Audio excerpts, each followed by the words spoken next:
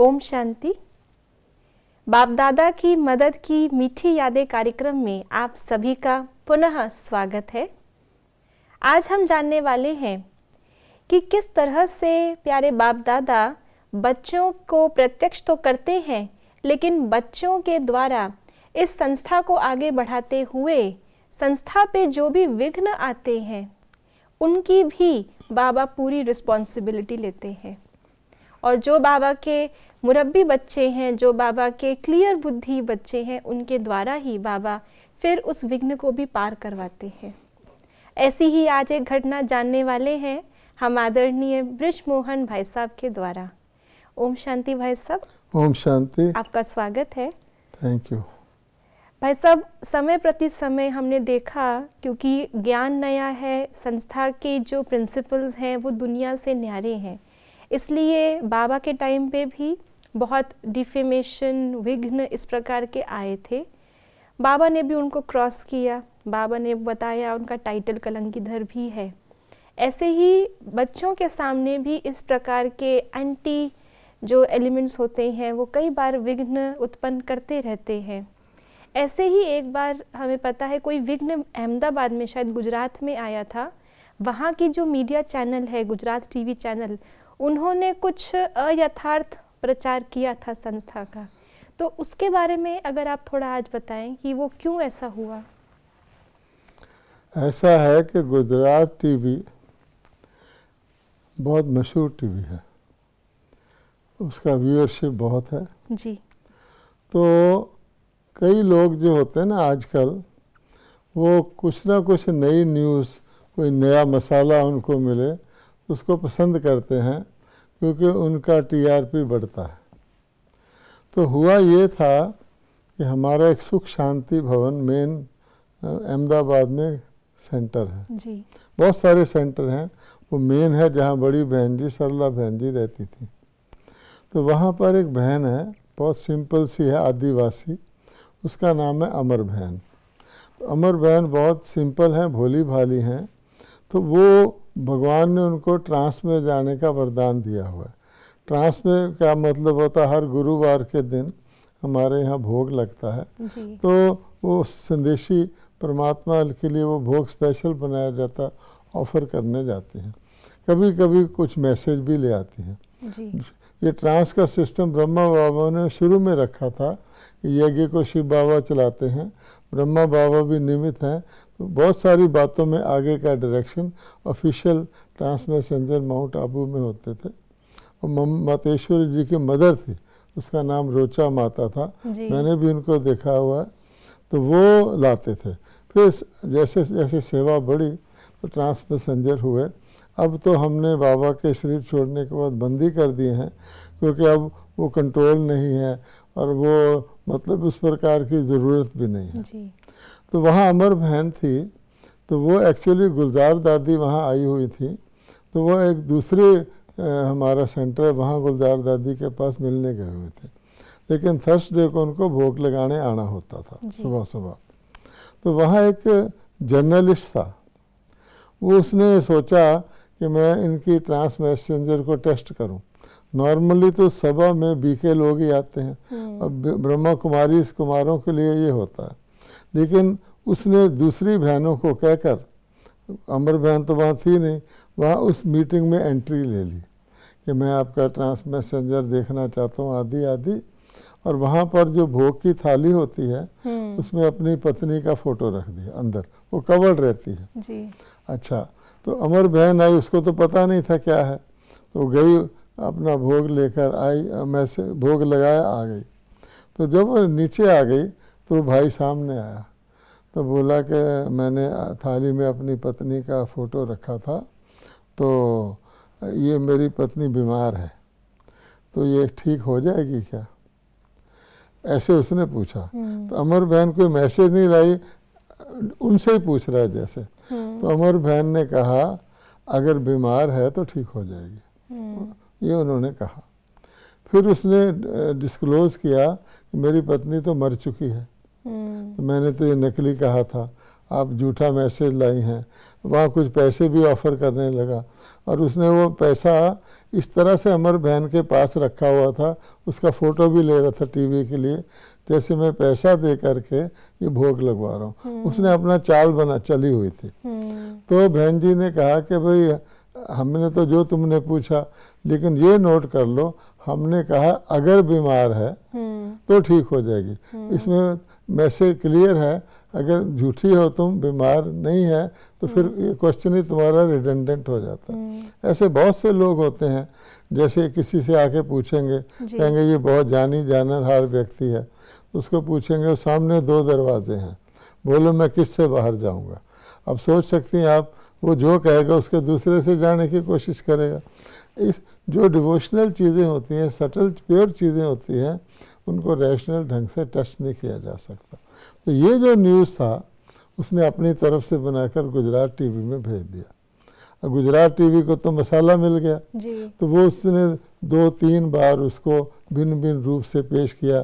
कभी पैसे का एंगल दिखाए, मैं पैसा दे रहा था, पैसा उन्होंने लिया नहीं, लेकिन नोट लेके मैंने भी वो देखा था, वो दिखता था, वो बड़ा नोट था ऐसे। ना उसने एंट्री प्रॉपरली ली, क्योंकि वहाँ तो अलाउड ही नहीं होता। फिर उसने बहनों से कहकर कुछ भावना करके थाली में उसका फ़ोटो रखवा दिया, एंड सो ऑन। इस तरह वो शुरू हुआ था। तो गुजरात टीवी क्योंकि पॉपुलर था, तो कई लोगों ने उसका फ़ायदा लेकर कि हम भी कुछ मसालेदार चीज़ इनको भेजें। तो हमारे माउंट आबू में शांति वन है जी। शांति के वन के बहुत सारी दुकानें हैं।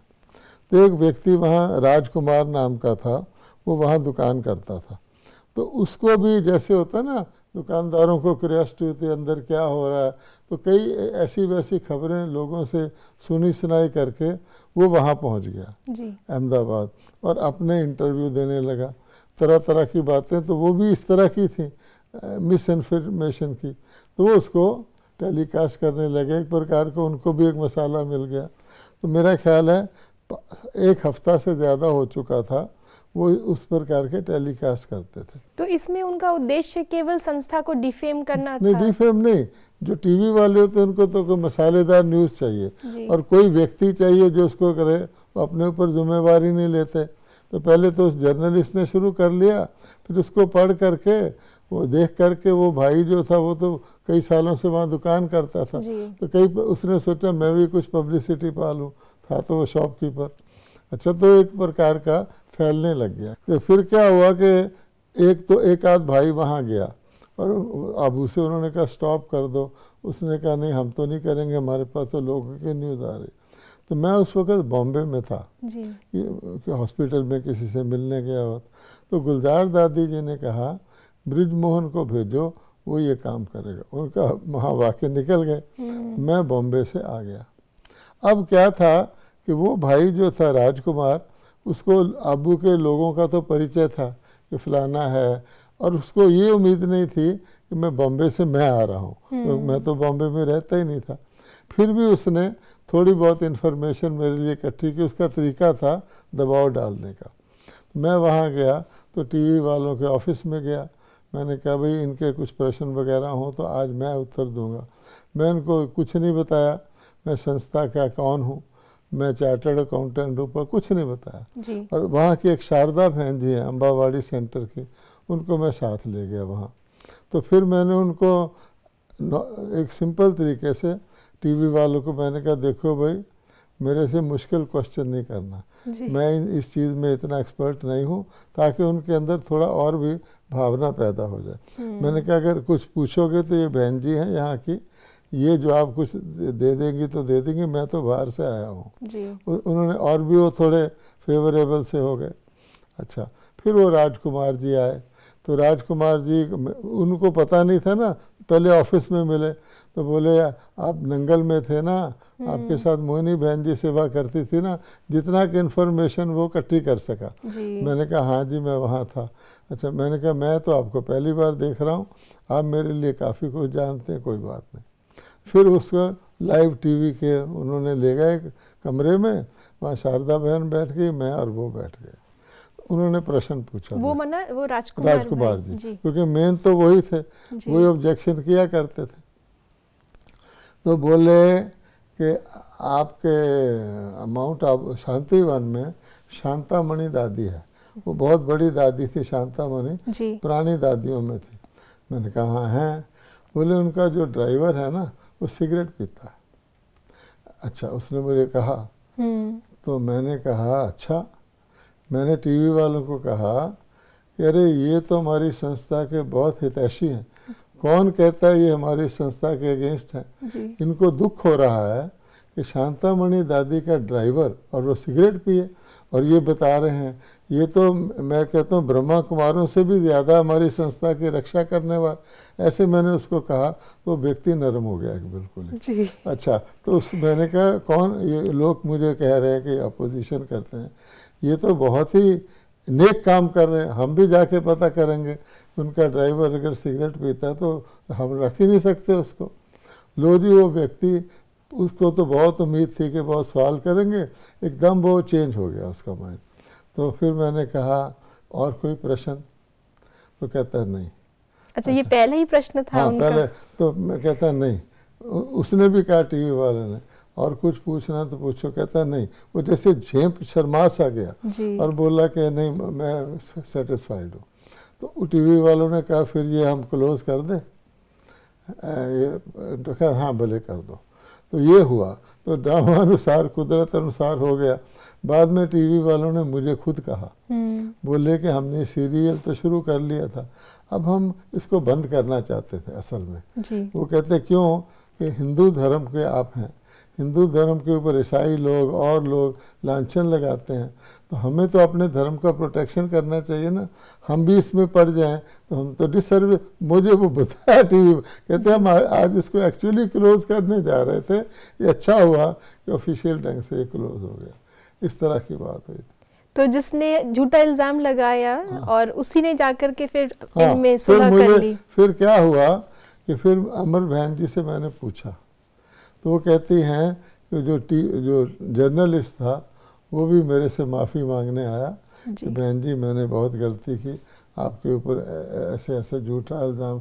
थी तो बड़ी सात्विक बहन है ना, वो लगाया। और कहती ये राजकुमार भी मेरे पास आया कि बहन जी आप गुजरात में ऐसे प्रोपागेंडा करते ठीक नहीं, आप हमें क्षमा कर दो। तो मैंने कहा आपने क्या कहा? तो बोली मैंने कहा देखो मेरे क्षमा करने की तो कोई बात नहीं है, ऊपर वाला जो है वो तुम्हें क्षमा करे या ना करे मैं नहीं कह सकती, क्योंकि तुमने इस ईश्वरीय कार्य के अंदर ये विघ्न डाला है। ये हुआ था। जी भाई साहब, लेकिन जस्ट ज्ञान के हिसाब से पूछना चाहते हैं, जैसे कोई आत्मा ऐसे विघ्न डालती है और उसके बाद फिर उसको रियलाइज होता है वो हितैषी बन जाए, सहयोगी बन जाए, तो इसकी क्या गति होगी? मतलब यह है कि सचमुच उसके बाद राजकुमार वहाँ दुकान करता रहा, लेकिन वो फिर इस प्रकार की उसने बात नहीं की। मुझे थोड़ा सा और भी याद आता है कि महसाना जो भी गुजरात में है, वहाँ भी एक सरला बहन जी रहती है। तो वहाँ एक मुस्लिम जर्नलिस्ट था, वो कुछ उसने भी एंटी निकालना शुरू किया था। तो सरला बहन जी ने मुझे कहा कि आपने उसको रोका था, इसको भी रोक दें। मैंने कहा बहन जी ऐसा है कि आप उसको सिरे से बात करें, बाकी अगर वो निकालता है तो आपे बंद हो जाएगा। कहाँ तक निकालेगा, हमारी कोई ऐसी बात तो है नहीं, सुनी सुनाई पर न्यूज़पेपर वाले आदि होते हैं, लेकिन लंबा चलने वाला नहीं है। लंबा चलेगा तो मुझे बुलाना। वो 2-4 दिन बाद उसका मुस्लिम जर्नलिस्ट का भी बंद हो गया था। जी। इसमें बाबा मदद करता है कि बाबा को पता होता है कि किस वक्त। आप देखिए वो टीवी वाले खुद ही तंग थे। आखिरकार एक संस्था के लिए तुम 10 दिन तक कुछ चलाते रहो, कहाँ तक चलाओ? राजकुमार भी बोलते बोलते कहाँ तक पहुँचेगा। मेरे दिन में तो उसने एक ही पॉइंट रखा हुआ था कि शांतामणि जी का ड्राइवर सिगरेट पीता। तो मैंने उसको कन्वर्ट कर दिया कि ये भाई तो हमारा हताशी है ना। कहा जाता है बाबा कहता है निंदा तुम्हारी जो करे मित्र तुम्हारा सो। तो ज़रूर उसके मन में कुछ है, नहीं तो उसको क्या लेना देना। दुनिया के बहुत ड्राइवर सिगरेट पीते हैं, इसलिए मैंने उसको तो। और दूसरे मैंने लो प्रोफाइल रखा अपना, उसको कोई ये नहीं किया बड़ा छोटा, उससे वो फिर ईगो में आ जाते हैं। नॉर्मल ढंग से, बल्कि मैंने ये कहा भाई लोगों मेरे से कोई मुश्किल सवाल नहीं पूछे। जी, ये चीज़ें हेल्प करती है जी। तो नम्रता, हमारी सादगी और हमारी सच्चाई, ये झूठ को बहुत देर तक टिकने नहीं देती है और लोगों को नम्र और कर जब मैं देती है। मधुबन में वहाँ से गया तो एक मीटिंग हुई, उसमें मीडिया वाले भाई और कोई भाई वहाँ जाके आए थे जिसको वो ना गुलजार दादी सब थे, तो मेरे से पूछने लगे तुमने ये बंद कैसे करवा दिया। और जिस वक्त हमारा लाइव डायलॉग हो रहा था, सारे गुजरात के भाई बहन टीवी खोल के बैठे थे कि क्या होगा क्या होगा। बाद में वो बहुत खुश हो गए। बाबा की मदद होती है। जी। तो जहाँ भाई साहब बाबा ने ऐसे परिस्थितियों से भी हमको पार किया, तो वहीं दूसरी ओर विश्व में ऐसी भी आत्माएं निमित्त बनी जिन्होंने फिर नाम बाला भी करवाया। जैसे कि याद आता है यूनेस्को का जो प्रोजेक्ट था कल्चर ऑफ पीस, जो कि 2000 में उन्होंने लॉन्च किया था और उसका 9 मई 2000 में मैनिफेस्टो भी साइन किया गया था। तो उन्होंने कल्चर ऑफ पीस को इंटरनेशनली प्रमोट करने के लिए यहाँ से ब्रह्मा कुमारीज़ को चुना था और आपको ऑफ़र किया था। तो इसके बारे में यदि आप कुछ बताएं। ऐसा है कि यूनाइटेड नेशन जो है तो उसमें ब्रह्मा कुमारीज़ को मेंबरशिप है जी। और फिर मेंबरशिप तो है यूएन मेन में, लेकिन उनकी एक होती है दूसरी इकोनॉमिक एंड सोशल काउंसिल होती है और यूनिसेफ होता है, यूनेस्को होता है जी। तो उन सब यानी इकोनॉमिक एंड सोशल काउंसिल में तो किसी स्पिरिचुअल ऑर्गेनाइजेशन को जगह ही नहीं मिलती, लेकिन उसमें भी हमको उन्होंने कंसल्टेटिव स्टेटस दिया हुआ है। हमारी बहनें जाती हैं प्रोजेक्ट्स में, उनके स्टेटमेंट सबमिट करती हैं, यूनिसेफ में भी है।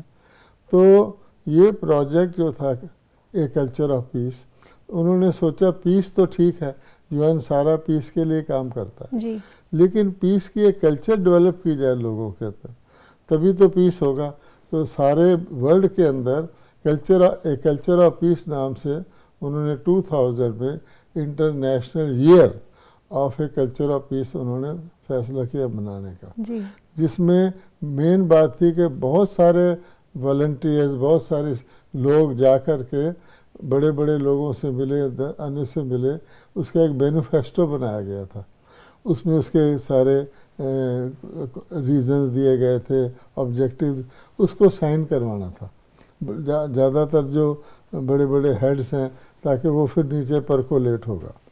तो उन्होंने फिर यूनेस्को के कई जगह ऑफिस है जी। यूएन न्यूयॉर्क में भी है, जिनीवा में भी है, पेरिस में भी है। तो ये काम उन्होंने अपने पेरिस यूनिट को दिया था कि यूएन पेरिस से यूनेस्को से ये काम चलेगा। तो वहाँ के जो डायरेक्टर थे इसके, उन्होंने हमको चिट्ठी लिखी ब्रह्मा कुमारीज़ को कि हम आपको इसमें पार्टनर बनाना चाहते हैं ताकि आप जो हैं हमारे इसमें सपोर्ट करें और सिग्नेटरीज से सिग्नेचर करवाएं कल्चर ऑफ पीस के। तो हम तो यूएन का काम करते ही थे और दिल्ली में भी यूएन का ऑफिस है जी। बहुत बड़ा ऑफिस है, वहाँ हमारा आना जाना होता रहता है। और कभी भी हमारे माउंट आबू में प्रोग्राम हो दिल्ली में, तो उनका जो उनके हेड बदलते रहते हैं, जो भी उसका हेड होगा उसको हम अपने प्रोग्रामों में शामिल करते रहे हैं, क्योंकि यूएन का नाम था, एक यूएन भी इनके प्रोग्राम में हिस्सा लेती है। और हम उनके ऑफिस में भी जाया करते थे, मिला भी करते थे। ख़ास तौर पे यूएन वाले पोस्टर निकालते हैं, भिन्न भिन्न जो उनके होते हैं ना, तो बड़े कलरफुल पोस्टर निकालते हैं। तो हम हर बार उनसे अपने सेंटरों में लगाने के लिए पोस्टर भी ले आते थे कि यूएन से हमारी पार्टनरशिप है। यूएन में जाकर उनके स्टाफ वालों को भी ब्रह्मा कुमारी ने लेक्चर किया हुआ है। उनकी एक अच्छी लाइब्रेरी भी होती है जो इंटरनेशनल तरह के इश्यूज़ पर बुक्स भी मिलती हैं, लीफलेट भी होते हैं। तो दिल्ली वाले यूएन को भी हमने शामिल कर लिया, तो वहाँ पर हमने फिर इसको प्रोग्राम किया।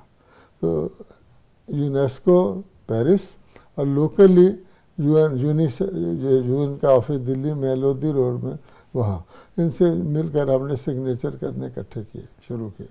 तो इसमें एजुकेशन मिनिस्ट्री को भी सुपरविजन का काम दिया गया था। ऐसा है कि एजुकेशन मिनिस्ट्री भी इसमें इंटरेस्टेड थी, क्योंकि उन्होंने गवर्नमेंट को भी अप्रोच किया हुआ था, तो गवर्नमेंट ने ये नोडल एजुकेशन मिनिस्ट्री को बनाया हुआ था। तो उसमें एक ख़ास बात तो मुझे ये याद आती है कि हम बड़े बड़े लोगों के सिग्नेचर ले रहे थे। हमने सोनिया गांधी का सिग्नेचर लिया, कईयों का लिया। तो उस वक्त प्राइम मिनिस्टर थे अटल बिहारी वाजपेयी। तो हमने सोचा कि प्राइम मिनिस्टर का अगर सिग्नेचर इसमें लेते हैं तो बड़ी बात है, देश का प्राइम मिनिस्टर। तो फिर हमने एजुकेशन मिनिस्ट्री के द्वारा ही उनसे अप्रोच किया।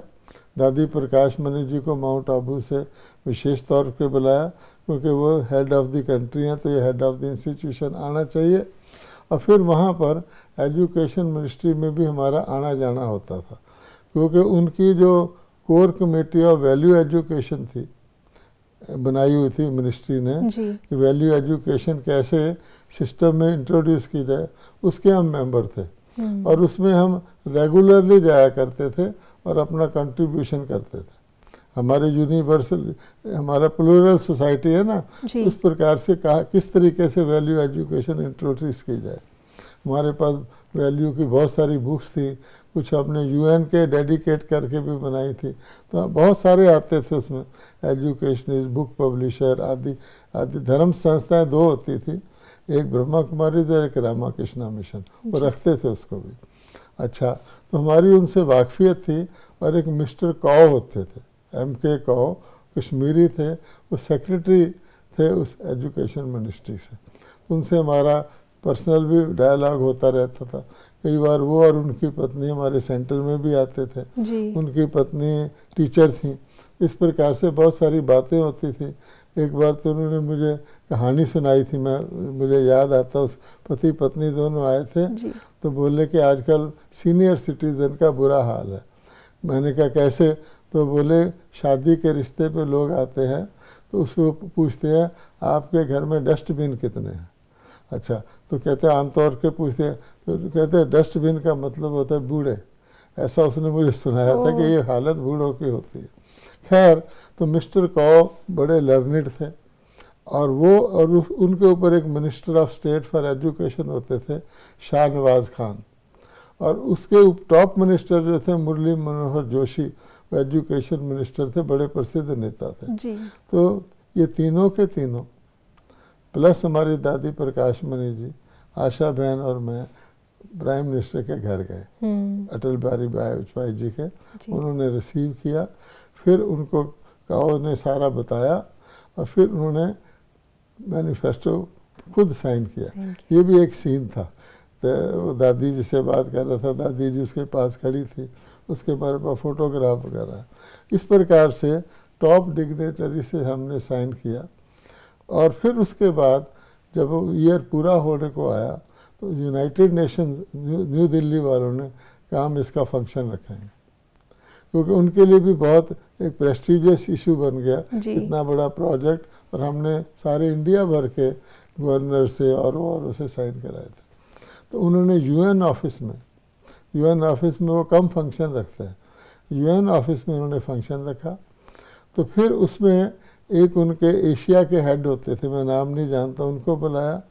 और उस वक्त यूएन न्यू दिल्ली में स्टार सेविक नाम के एक व्यक्ति थे जो उसके हेड थे, वो भी आए। और वो हमको कह रहे थे किसी सेलिब्रिटी को बुलाओ, किसी सेलिब्रिटी को बुलाओ ताकि मीडिया वाले अट्रैक्ट हो। तो हमने बॉम्बे के किसी फिल्म वाले को, योगिनी बहन को कह के फिल्म के सेलिब्रिटी को तैयार किया हुआ था। लेकिन 2 दिन पहले उस सेलिब्रिटी ने ना कर दी। वो तो बिजी होते हैं, उनके लिए इम्पोर्टेंट भी नहीं होता। हमने उनको फेयर वगैरह ऑफर किया होता, उन्होंने ना कर दी। अब वो हम लोगों के लिए तो कॉमन चीज़ है, लोग ना कर दें तो भी ठीक है, पर उन लोगों के लिए, यूएन के लिए बहुत ज़बरदस्त प्रेस्टिजियस इशू हो जाता है। तो वो हमने कहा जिसने ना कर दी, तो बेचारा बहुत ही उदास हो गया, स्टार सेविक जो था। अच्छा, फिर हमने क्या किया, क्विकली हमने कहा हम कुछ करते हैं। तो फिर हमने पता लगाया, तो दिल्ली के गुड़गांव की तरफ शबाना आदमी रहती थी, और वो यूनाइटेड नेशन की एम्बेसडर थी कुदरती तौर पे। हम उनके घर गए, वो यूएन की एम्बेसडर ही थी। तो हमने कहा कि हम ऐसे ऐसे, हमने वो मान गई। तो फिर उस भाई वो बहुत खुश हो गया। तो इस प्रकार से उसका शबाना आज़मी ने भी उसको साइन किया पीस मैनिफेस्टो को।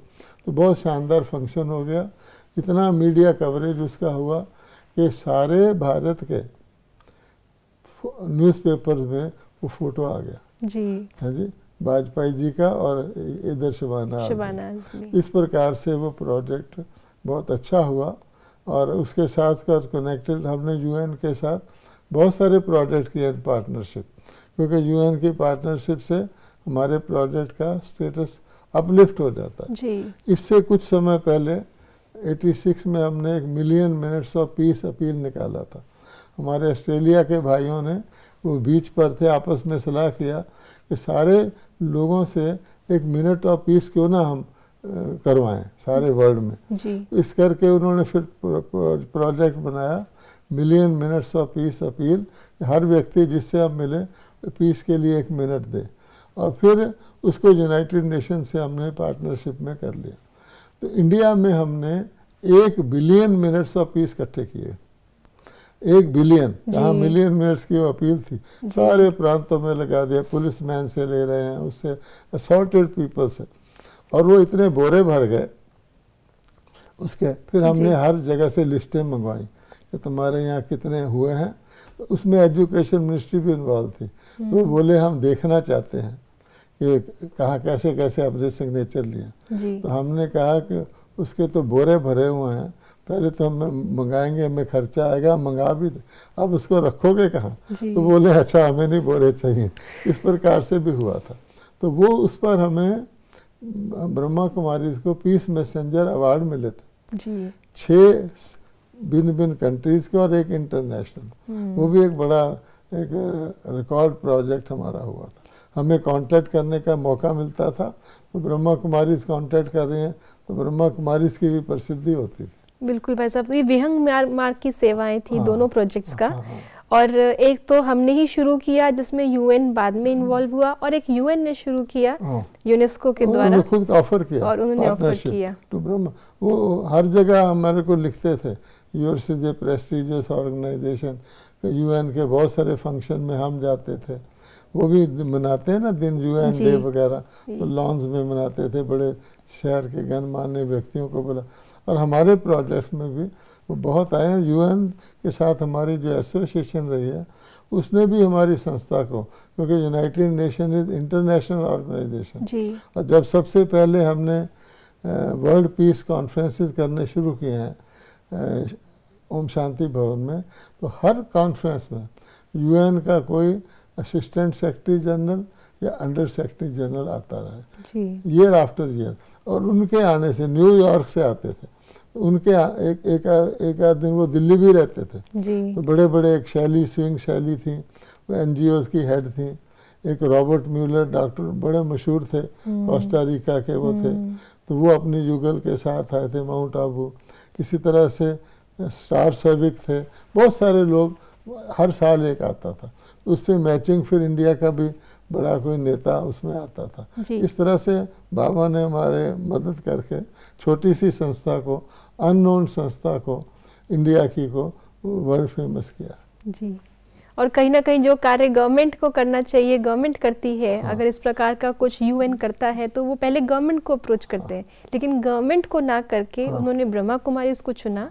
यहाँ तक कि गवर्नमेंट भी कंधे से कंधा मिलाकर के जो कार्य हम लोग कर रहे थे सेवा उस समय पे, उसको प्रोत्साहन दिया। क्योंकि हमारे वॉलंटियर्स बहुत है ना और हमारे डेडिकेटेड वॉलंटियर्स हैं, और संस्था में इतने लाखों की संख्या में डेडिकेटेड सारे इंडिया में हो, ऐसा वो नहीं होते।